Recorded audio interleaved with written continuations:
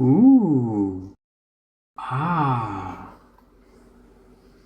Ooh. Oh. Ah, what's up? Oh, sorry about that. It's really comfortable in there.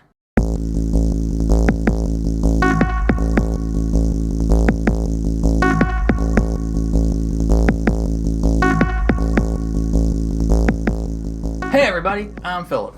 And I'm Justin. And together, we are Pajamas. And we are here to finally start Season 3 of Doctor Who. Wonderful. Yes. Also, little side note. I'm well aware that Eccleston's Doctor is not the first Doctor. If you go back, he's our first Doctor. So when I say first Doctor, it's our first Doctor. So, you ready? Yes. All right. Without further ado, let's get into it. Be a sign of early onset diabetes. Hardly early onset, if you'll forgive me, Miss Finnegan. We could take bloods and check for Meniere's disease. Salt deficiency, that's all. Simple, honest salt. I mean, maybe it's salt. Medicine.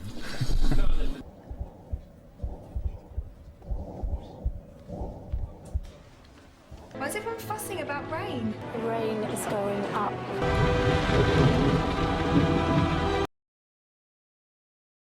It's not night. It's got to be. It's dark. We're on the moon.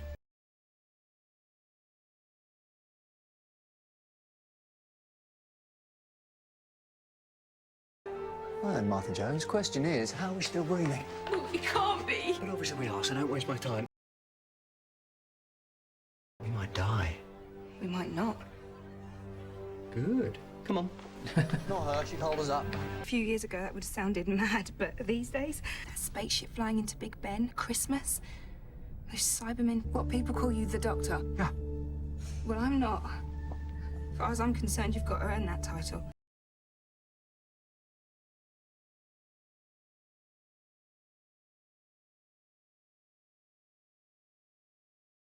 Now they're not freaking out. Guess they're like, we're on the moon, screw it. Because I'm so very good at absorbing it. But now I need fire in my veins. Oh, look down there, you got a little shop. I like a little shop. Charge, physical assault, plea guilty. Sentence, execution.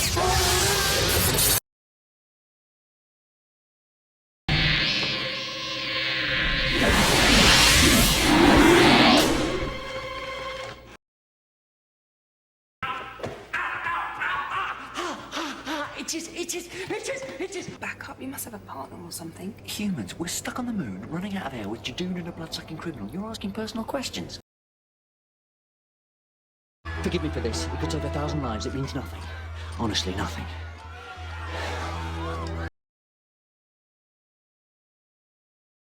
Only the side facing the moon. The other half will survive. Call it my little gift. But if it's any consolation, the dead don't tend to remember. The Doctor's blood. Oh, I don't mind. Scan all you like. Confirm, plasma ball.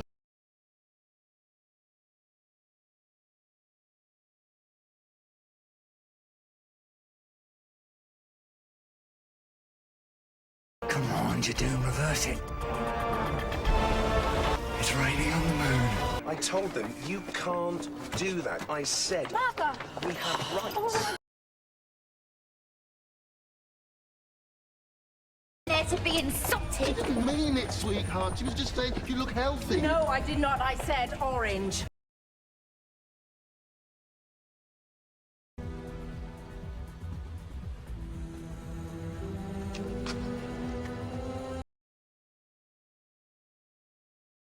I'm a Time Lord. Right.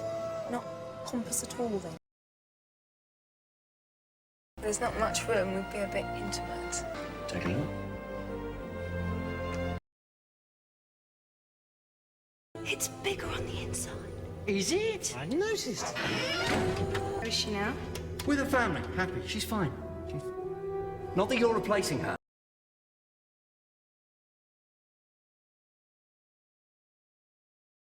I'd rather be on my own. Ready? No. Off we go.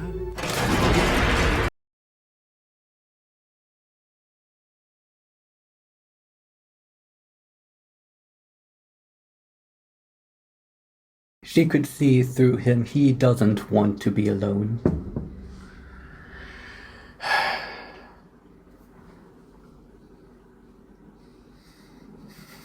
The way that he looked at her, the things that he said.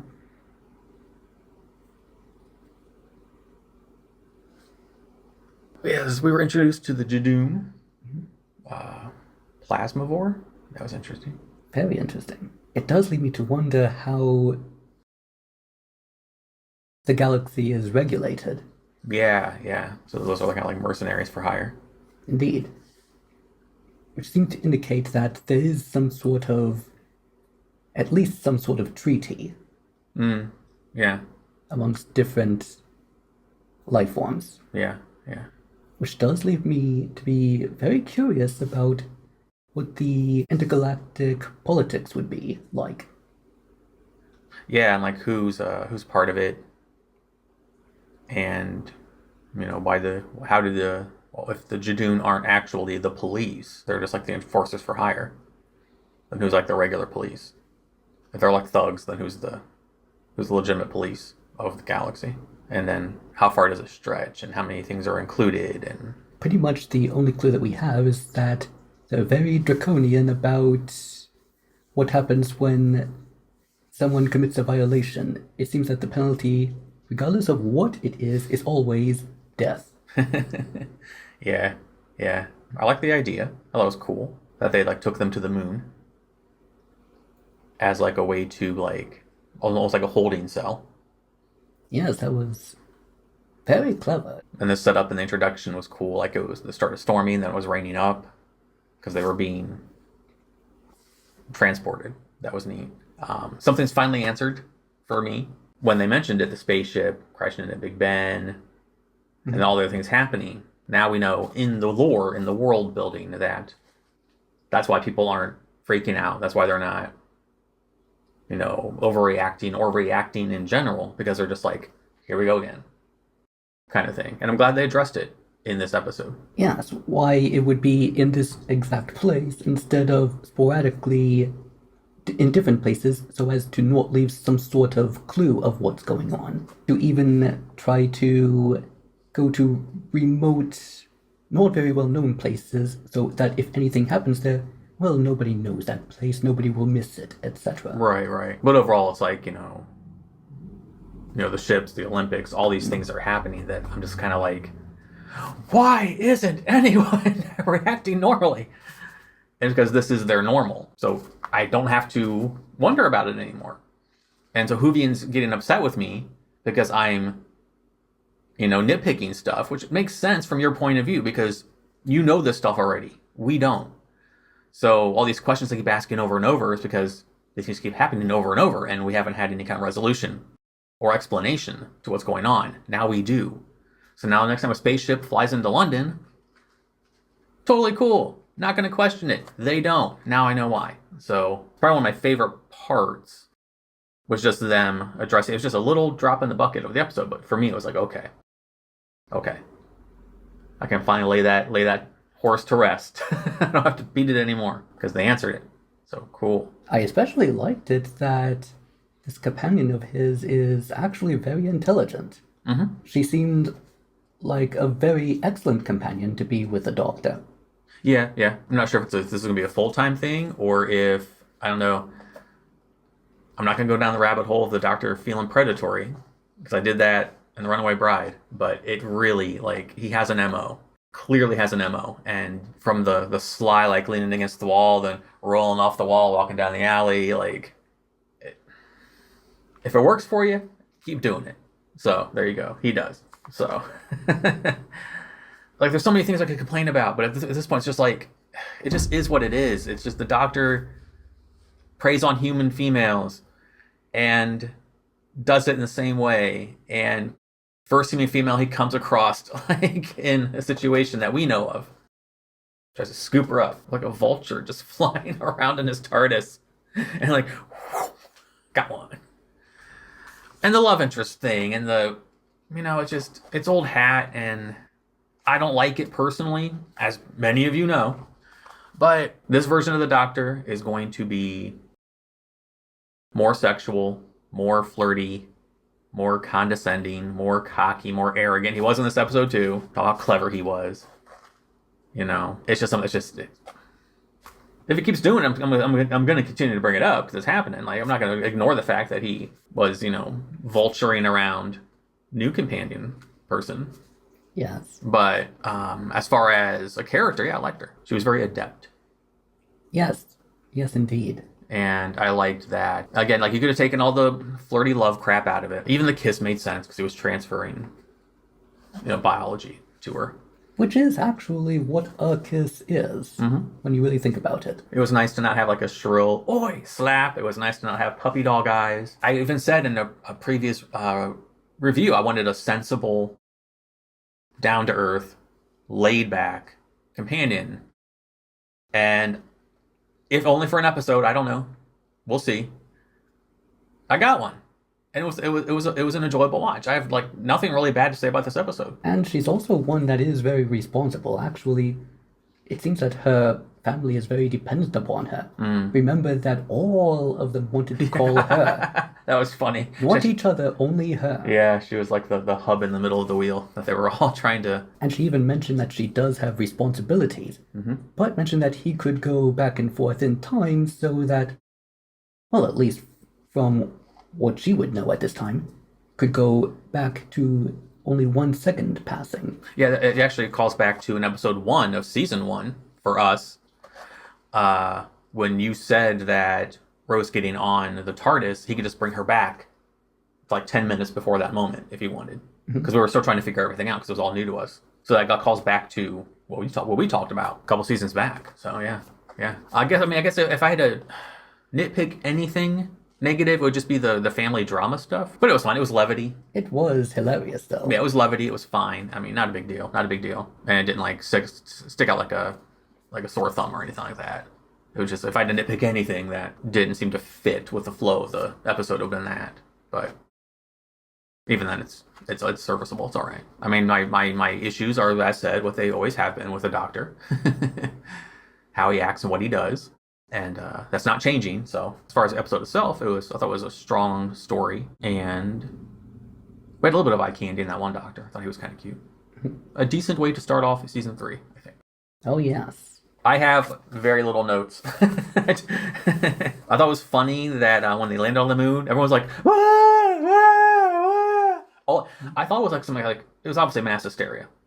But I thought it was like something was in the air or something happened. But then it was like, no, they just were all calm after that. And it was just like mass hysteria. But then the ships landed and they were like, I'm like, that's what I even said during the film, like, now, freak out now. Like, because I would have been hurt. I'm like, wow, we're on the moon. Yes. This is amazing. This is cool. And then I saw spaceships, then I'd be freaking out. Yes. It'd be opposite for me. It seemed like it was a bit backwards that the first one, well, that would call for actually no one doing anything or saying anything because they're too busy being in a state of shock. Yeah. And then seeing actually a large group of, they don't even know what they are, marching towards them, armed. Yeah. Now is the time to panic. Yeah, exactly. And, oh, don't come near me, I have a chair. That's what they were hiding behind, chairs. Okay. Despite that they were heavily armored and a chair isn't really going to protect them at all. That one idiot hit the one over the head with a vase. So. And all of that armor? Yeah, like. It didn't do anything. No, it didn't. Probably my favorite line of the episode was when he said he was the Doctor, and she's like, hope to be that one day. He's like, I'm just the Doctor. And then she says, you have to earn that title. I was like, oh, that was a good line. That was a really good line. I like that a lot. Which is true. One cannot simply call oneself a doctor. One needs to, well, I would assume not only on Earth, but anywhere that would have a notion of a doctor that They have to be trained in something. Yeah, reality TV will say otherwise. Yeah, that's all for my notes. Other than the doctor's pixie dust, like putting a spell on you, come into my ship stuff. Very fine episode. Very fine episode. Well, And, I completely would understand someone actually saying yes. Oh yeah, I'm not saying I would say no. Oh, but again, I'm not a human female, so he's not interested in me. As far as we know. Well, this version of the Doctor is not interested in me. I think the last season's Doctor, our first Doctor, wouldn't have given like two damns about. He just liked the companionship in general. But we went over this in Runaway Bride. We went over it in the season 2 medal ceremony, which I haven't edited yet. I'm starting that tomorrow. We went over it, so it's just okay. Doing it again, as I said, in the same ways. It's like it just cracks me up. You can't deny he's kind of manipulative. He is kind of like, I get why, I get it, but it's just kind of like, here we go. Sometimes one needs to be to get what one wants. Yeah. But yeah, so that's all for my notes. Everything else is for my patrons, and yeah, that's all I got, I think. I really like it, not only that she's intelligent and adept, but also that she did take that leap, that yearn for adventure to go with him. After she was told that he could go back and forth in time, so she wouldn't necessarily be neglecting any of her loved ones. So she also does have a sense of responsibility, a sense of Rose did the same thing. He asked her, she said no, and then he went inside the TARDIS, came back, he's like, I'm pretty sure, then he said, did I mention that I can travel through time? Then she kisses Mickey, says thanks, for what? And she says exactly, and it's dun dun dun dun dun dun dun dun dun dun dun dun. Same MO, see? Same MO, see? I don't blame her. I don't blame him. She is, though, good at reading him. As I said, it's nice to have somebody that's not always slap or puppy dog eyes. So if she was the permanent companion for this season, or seasons, I don't know how it works. Don't spoil it, please. We're not complaining. Just if we could tone down the flirty love stuff, that'd be awesome. But I get it. Is there anything else you'd like to add about this episode? All right. Well, that's going to wrap this one up. As always, I don't have a fancy outro, so I'll simply say thank you for watching, and we'll see you in the next one. Until then, goodbye. Goodbye.